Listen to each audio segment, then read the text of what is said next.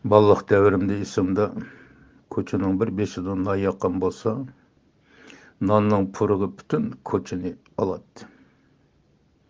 Тоны бешет туған анала, келіңла балаларымыз нанла яңла деп, туақтек аппақ нанны ұштып бізге береді. Тонодан шыққан ыстық нанның тәмі текші есімден кетмейді. Hazır neymiş ki de koçumuzda Navay Xanı tola ondaq pıraqlarını sezmeysen. Neme için şundaq? Başı her qandaq bir adamını oylandırdığı dep oylayman. Biz kichik vaqtlarımızda apalarımız qoşularning öyleriga xemir turuş sorab chiqish kirgizadi. Qoşularning ballarımı xemir sorab bizning uyga kiradi. Xemir mushunda qo'ldan qo'lga, uydan uyga, məldən məliga aylanib uzoq vaqtlargacha tegi saqlanib qoladi. Bu xuddi qadimki davrlardagi ajdodlarimizning o'tni o'chirib qo'ymaslik, mangu davomlashtirishi uchun cho'q saqlagandek, o'zaro cho'q oriyat berishib, cho'q so'rishib o'tgandek bir udum edi. Biz qo'shinlardagidan elib chiqqan yang'oqchilik cho'ngliqdagi ochiq xemir bilan apam yo'g'on tangdida chiroyli qizg'ish tangdida xemir yo'g'iradi. Ochiq xemir selib bo'ldirilgan bu xemirni xemir tutib qo'ydim, xemir selib qo'ydim deb atishadi. Apam xemirni tutib bo'lgandan keyin tangnining ustini yo'g'on tovoq bilan yepib, dasturxon bilan o'rab issiqchaga qo'yib qo'yadi. 2-3 soat o'tgandan keyin xemirning mazlik purug'i o'ynib bir oladi. Bu xemirning tayyor bo'lganligi bo'lib, buni xemir bo'pti deyishadi. Bu chog'da xemir ko'pib, yo'g'nab, oq paxtadek yumshab ketadi.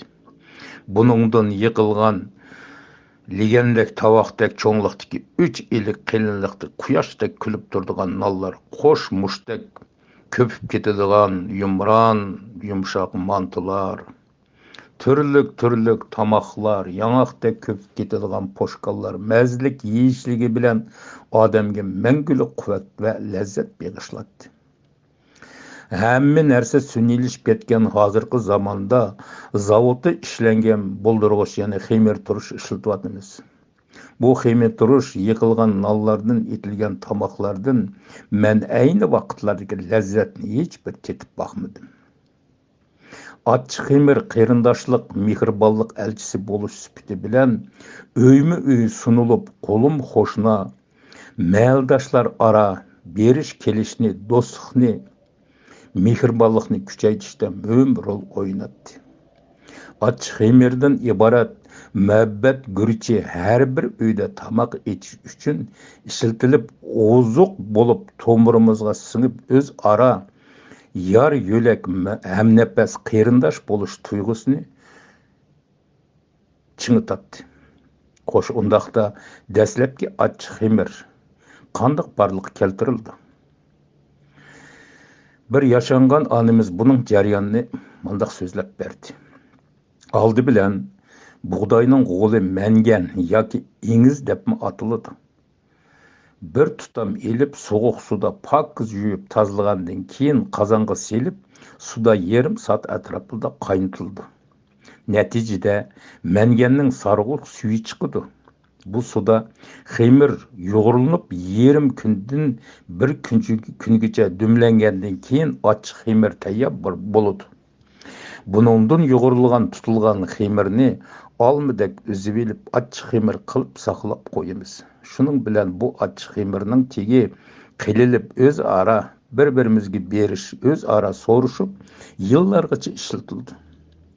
Bir yil yoki uningdan uzoqroq o'tgandan keyin xemir qo'nrab ketdi deyilib, ya'ni bug'doy g'olidan ochiq xemir yasinib, xemir yengildi.